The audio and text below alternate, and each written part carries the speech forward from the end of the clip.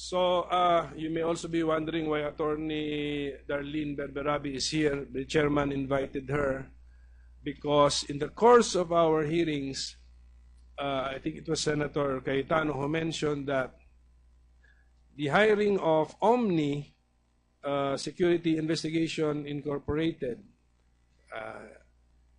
has continued with the Pag-ibig Fund, which is now under the jurisdiction or supervision of Vice President Binay, who was the former mayor of Makati City. So can you clarify that particular issue muna, ma'am, about the relationship of Pag-ibig and Omni? Mr. Chair, I prepared an opening statement with regard to the invitation. May I be? Go ahead, ma'am. Thank you very much.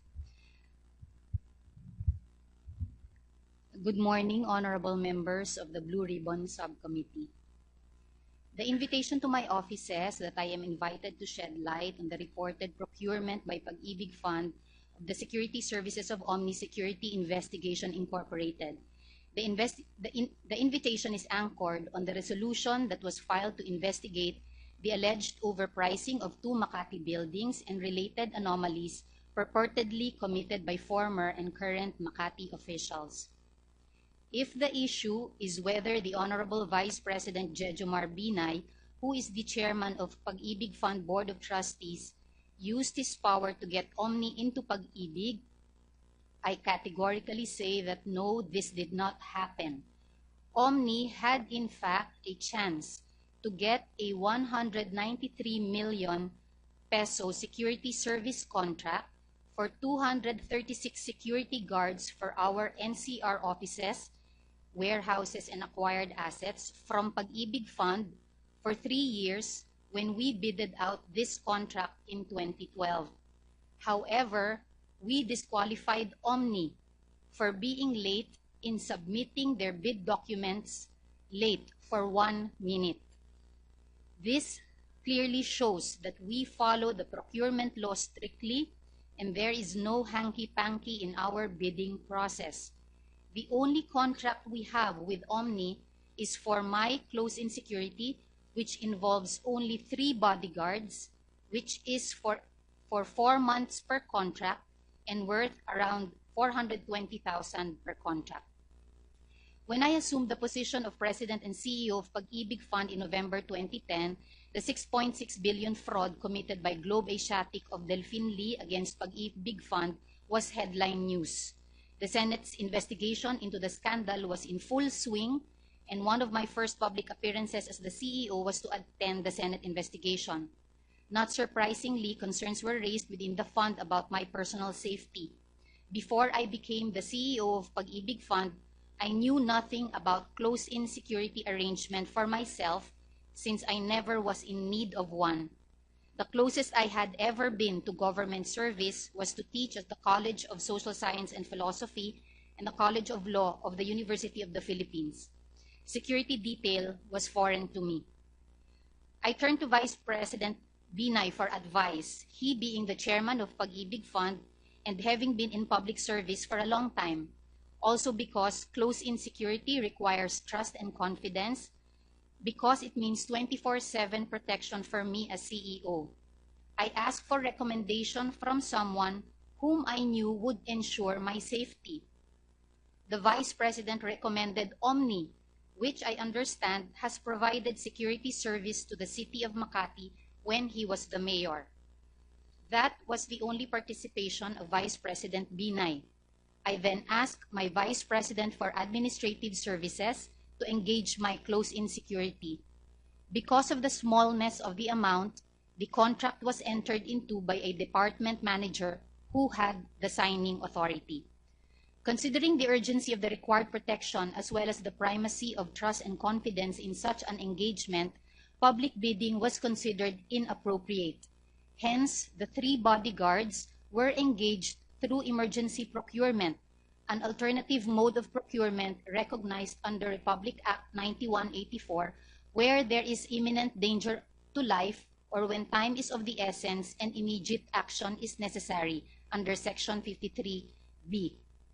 It is important to emphasize that the contract amount for the 3 bodyguards is small at around 420,000 per contract versus the 193 million for the security service of our offices, which is locked for 3 years.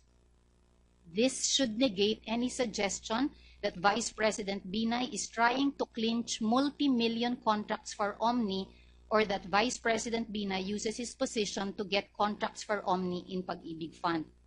A premise of the suggestion that Vice President Binay tries to influence Pag-ibig to enter into anomalous transactions is that Pag-ibig and its officers and employees who sign the documents to capture the transactions are corruptible and can be forced to sign something that is illegal, immoral, or simply wrong. In the strongest terms, Your Honors, I say that this is most unfair because Pag-ibig has been known, especially in the last 4 years, for its excellent performance and integrity. We have been very vocal in our collective stand against corruption, and each employee signed an integrity pledge and issued a press release on it because we are prepared to make public our commitment to honesty as public servants. I too have always been committed to doing the right thing. Hindi po ako mapipilit ninuman na gumawa ng mali habang ako ay nasa serbisyo publiko, sapagkat ako naman ay maaaring bumalik sa pribadong sektor, at sapagkat hindi ko ipapahiya ang University of the Philippines na nagpaaral sa akin at hindi ko ipapahiya ang nag-appoint sa akin na si President Noynoy Aquino. Masasabi ko rin po na sa 4 na taon na naglingkod ako sa Pag-ibig, walang utos si Vice President Binay na pinilit masubukan ang aking paninindigan na gumawa ng tama. I maintain that Pag-ibig Fund works with integrity and endeavors always to perform excellently. I hope that all of us who are government officials here would be one in preserving the good name of a GOCC that works hard, that performs for its 14.7 million members, that lives up to the true meaning of public service, which is a public trust. As President and CEO of Pag-ibig Fund, I owe it to the organization and to all our members to defend its name. Maraming salamat po. Thank you, Atty Berberabe. Senator Cayetano. Morning, Mr. Chairman. Good morning, Attorney. First of all, I'd like to apologize because when we brought up this issue, hindi pa nangyayari yung tragedy sa iyong ex-husband kay Mr. Samboy Lim na idol at hinahangaan namin lahat. I know that it's a hard time for your family right now, so I wouldn't have wished that you be here now. No? So I'll make this brief, Attorney, and pagpasensyahan mo na, I have to ask a couple of these questions. But let me put on the record, Mr. Chair, that yung sinabi niya about integrity, hindi siya na pagsasabihan, na utusan. Sa akin, even in my interview, sinabi ko yon kasi yun ang reputation na umabot sa akin. No? Having said that, let me, Attorney Darlene, na yung issue na lumabas dito is that si Vice President Binay ang nagbuo at may-ari ng Omni. So in that sense, I thank you for saying and being honest na nung nagtanong ka sa kanya, siya nagsabing Omni ang kunin. Having said that, that doesn't prove that sa kanya yon dahil kung maganda naman ang serbisyo sa Makati ng Omni. But having said that, nag-present ng evidence sila Vice Mayor Mercado. In fact, the former president, yung nandito po siya, no? Of Omni is here, no? So let me just clarify those issues, Attorney. Ang nasabi ko sa interview ay yung tropa ni Vice President ay may mga nagpre-pressure, nagpapakulo, etc. But hindi mo pinayagan. But that's a separate issue. So just to stick dito kay Omni. But let's first clarify. I will agree with you na hindi ka nautusan na maggumawa ng mali. But you are in fact na appointee of the President but recommended by the Vice President. Correct? Diba? Tama po yun. And kahit papano, syempre, may loyalty ka rin sa Vice President. You will not lie for him, but you will also not put him unnecessarily in hot water, di ba? Tama po yun, pero since day one po, kasi nung in-appoint po ako nung nirecommend ako ni Vice President Binay, in fact, initially I declined po because I was supposed to be sent to Singapore as an expat in a multinational. So hindi ko po na planong pumasok sa public service. Pero nag-iisip-isip din po ako noon, but kaya ako ang nire-recommenda ni Vice President Binay sapagkat hindi po niya ako personal nakakilala. At sinabi ko rin po sa kanya nung nag-meet kami, Sir, mahirap daw po akong kausapin sa pamilya namin, so sigurado po ba kayo doon? Iniisip ko rin po, paano bang mangyayari sa buhay ko sa public service kung baka paikot-ikutin ako. At nag-commit po ako sa sarili ko na kung matuntun ko na pinaiikot ako or ginagamit po ako, kaya lagi ko po sinasabi even in all addresses in my organization na ako po naman ay handang mag-resign. So kapag sa tingin po ng chairman ko, hindi na ako team player, kung yun po ang hinahanap niya na mapasunod kung ano yung gusto niya, ako po'y laging nagsasabi na you can look for another president. So ang point ko lang po ay ibig sabihin dahil hanggang ngayon po ay ako'y naka-4 na taon na, and that's why I always celebrate also every day na lumilipas. Ibig sabihin wala pa po akong idinulog sa kanya na ito yung position ko, ito yung rekomendasyon ko na sa tingin ko pong tama. So sa lahat po ng instances Yes. ay pumapayag. I totally understand, Attorney, because ganun din naman ako eh. With due respect kay Chairman Pimentel, ako nagpa-appoint kay Attorney Rudy because he had an excellent reputation and people warned me, pag nilagay mo, hindi napapakiusapan yan. Si Rudy, tama, mali. The same thing with Attorney Sara Ariola behind me. She's my classmate, but taga-human rights yan. So hindi pwedeng may kalokohan. I put them in the Blue Ribbon Committee when I was chairman precisely because ayoko nang may kalokohan and hindi sila papayag makalokohan. Nevertheless, may connection sila sa akin. Si Attorney Rudy, I know their family, I'm close. Ate ko, classmate niya si Attorney Rudy. Si Sara, seatmate at classmate ko yan. No? So in the same manner, I just wanted to point out that you are there, of course, because you're competent. The Vice President probably wanted Pag-ibig to do great kasi performance ang kanyang campaign, no? But you also have political and family connections to him, di ba? Dahil yung sister mo is married to the chief of staff ba of the Vice President, di ba? Tama po yun. He is my brother-in-law. Yes. So I'm not saying na pagtatakpan mo sila, etc. But i-ano natin sa publiko, di ba? That trusted ka nga rin ng Vice President, nandyan yan. And for me, it's enough today that you said nga na ang Vice President ang nagsabing Omni. Okay? Opo. Having said that, let me just put on record that I disagree with you na hindi kailangan ng bidding. Because ang nakalagay po sa procurement law na binasa mo is that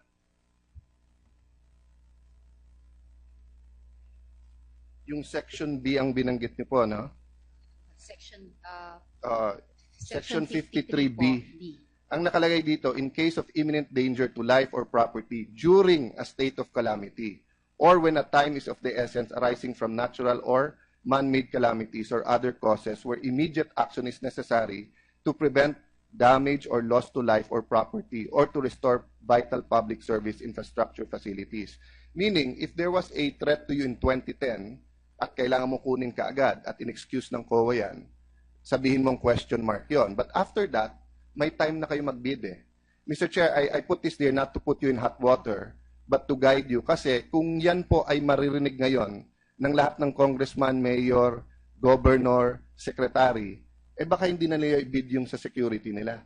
At sabihin dahil may threat sa life nila, lahat po ng mayor, barangay captain, isang araw lang may napatay sa amin na barangay captain, 4 ang tama eh. So if all the barangay captain says, I will not bid out my personal security dahil may threat sa life ko, we're going to be in trouble, attorney. No? So, having said that, can you tell me the names of yung tatlong security that were assigned to you?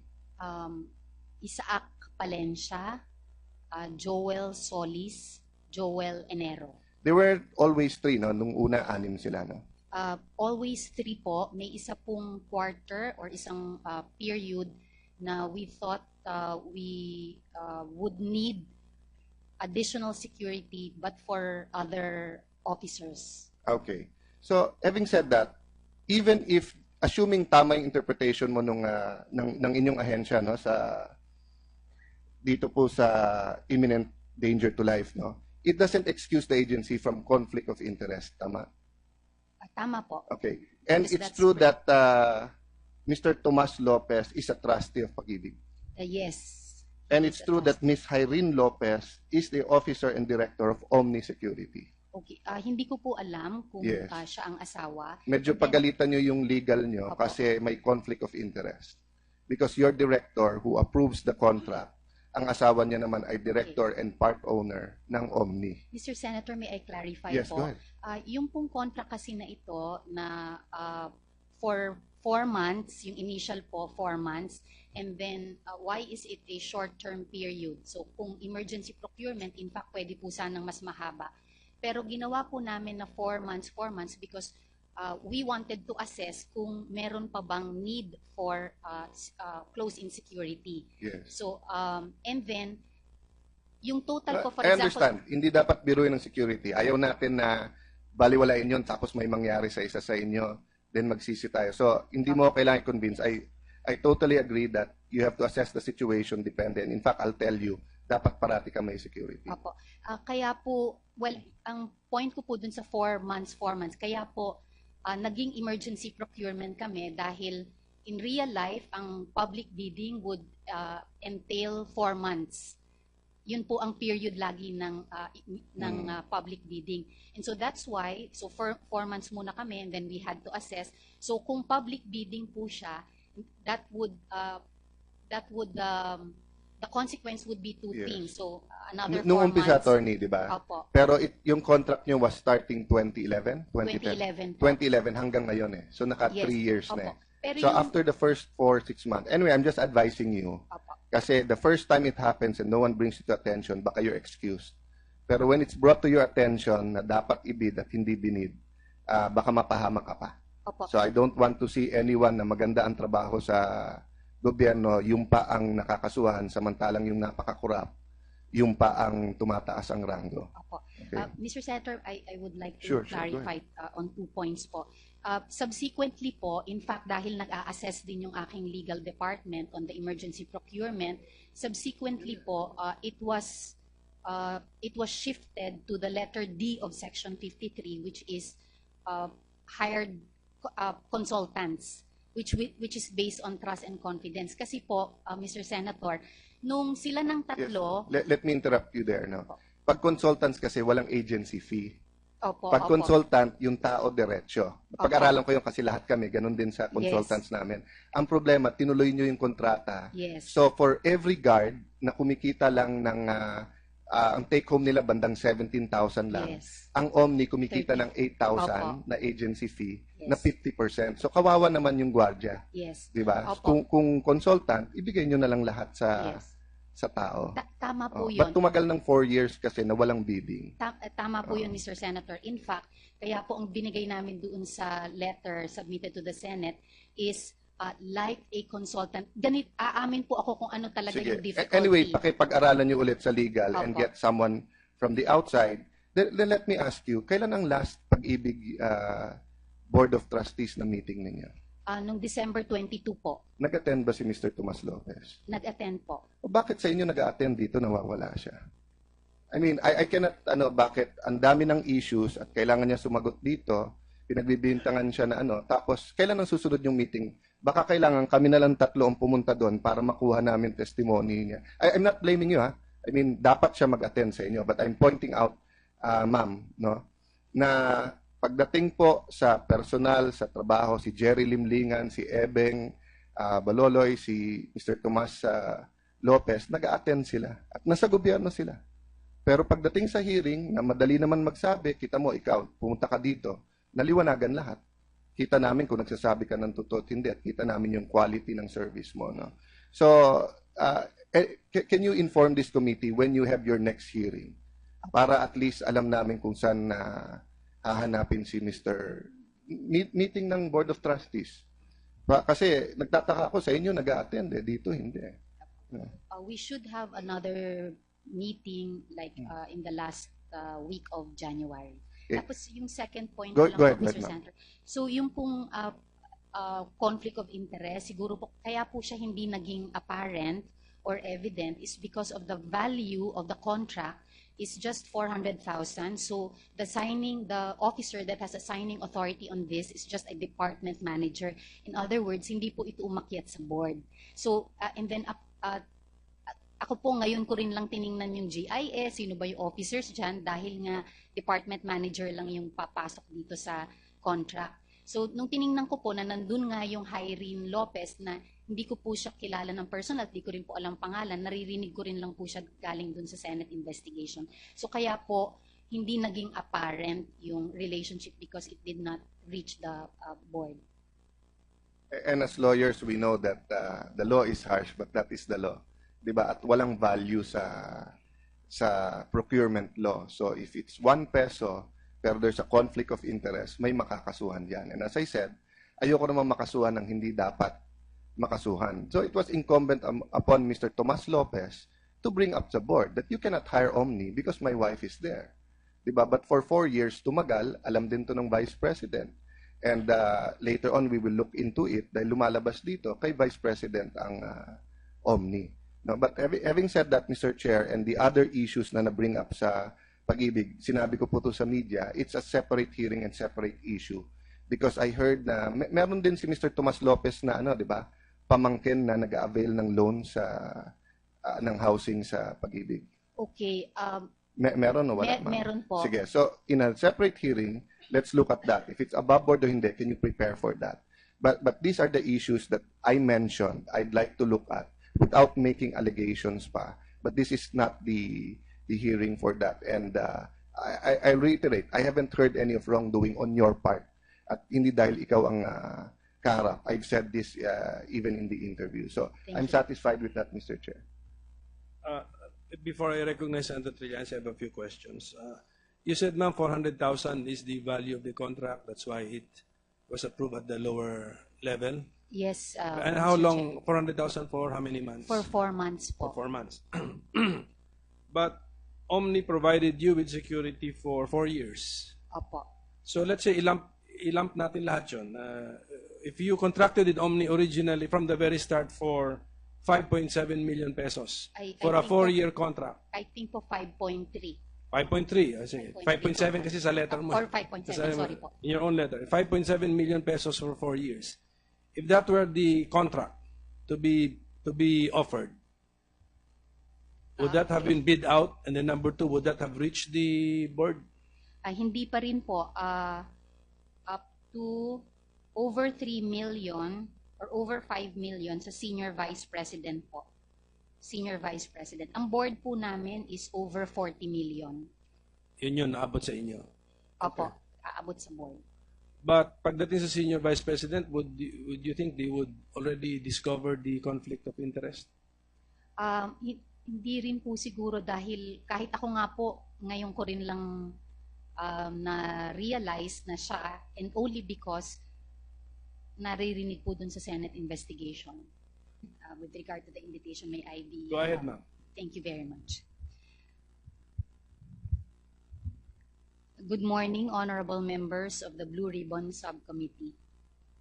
The invitation to my office says that I am invited to shed light on the reported procurement by Pag-ibig Fund of the Security Services of Omni Security Investigation Incorporated. The invitation is anchored on the resolution that was filed to investigate the alleged overpricing of 2 Makati buildings and related anomalies purportedly committed by former and current Makati officials. If the issue is whether the Honorable Vice President Jejomar Binay, who is the chairman of Pag-ibig Fund Board of Trustees, used his power to get Omni into Pag-ibig, I categorically say that no, this did not happen. Omni had in fact a chance to get a 193 million peso security service contract for 236 security guards for our NCR offices, warehouses, and acquired assets from Pag-ibig Fund for 3 years when we bidded out this contract in 2012. However, we disqualified Omni for being late in submitting their bid documents late for 1 minute. This clearly shows that we follow the procurement law strictly and there is no hanky-panky in our bidding process. The only contract we have with Omni is for my close-in security, which involves only 3 bodyguards, which is for for 4 months per contract and worth around 420,000 per contract. When I assumed the position of President and CEO of Pag-ibig Fund in November 2010, the 6.6 billion fraud committed by Globe Asiatic of Delphine Lee against Pag-ibig Fund was headline news. The Senate's investigation into the scandal was in full swing, and one of my first public appearances as the CEO was to attend the Senate investigation. Not surprisingly, concerns were raised within the fund about my personal safety. Before I became the CEO of Pag-ibig Fund, I knew nothing about close-in security arrangement for myself since I never was in need of one. The closest I had ever been to government service was to teach at the College of Social Science and Philosophy and the College of Law of the University of the Philippines. Security detail was foreign to me. I turned to Vice President Binay for advice, he being the chairman of Pag-ibig Fund and having been in public service for a long time. Also because close-in security requires trust and confidence, because it means 24/7 protection for me as CEO. I asked for recommendation from someone whom I knew would ensure my safety. The Vice President recommended Omni, which I understand has provided security service to the city of Makati when he was the mayor. That was the only participation of Vice President Binay. I then asked my Vice President for Administrative Services to engage my close-in security. Because of the small...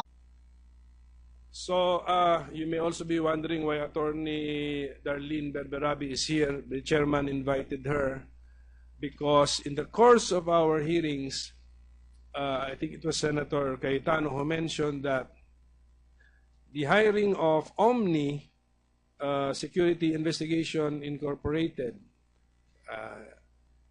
has continued with the Pag-ibig Fund, which is now under the jurisdiction or supervision of Vice President Binay, who was the former mayor of Makati City. So can you clarify that particular issue muna, ma'am, about the relationship of Pag-ibig and Omni?